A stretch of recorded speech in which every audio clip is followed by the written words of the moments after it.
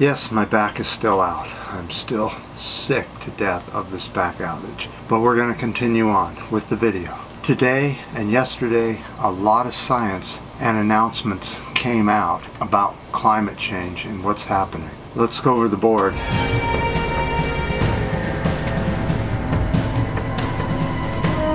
So the former chair of the Intergovernmental Panel on Climate Change is warning that the threshold for rapid change is quickly coming upon us more and more, and it is probably not even feasible to try and make it to 1.5 C, since we're rushing past that right away, and that if we reach 2 degrees, that we'll be on the threshold of extinction by 2050.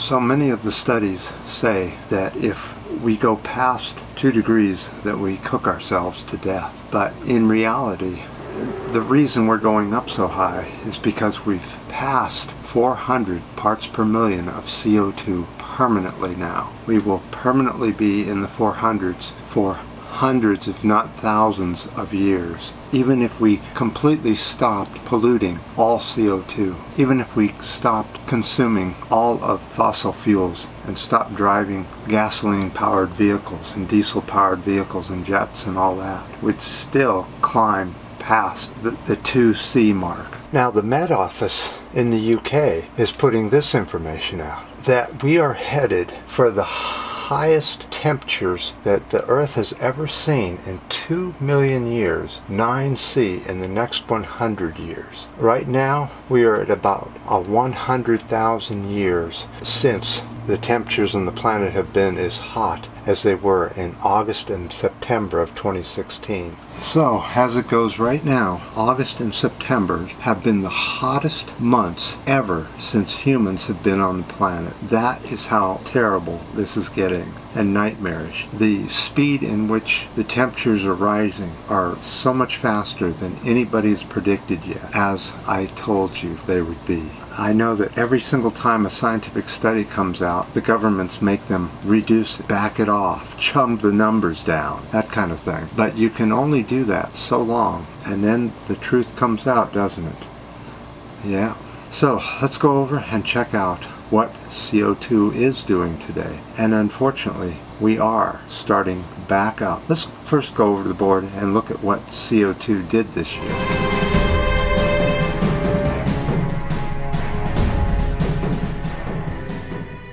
So as the CO2 goes up, it goes up like a ladder. There's up and downs depending on the season and where you are on the planet. But this year, the step down did not go down very far. It did more of a kind of a sloping, instead of going down like that, did a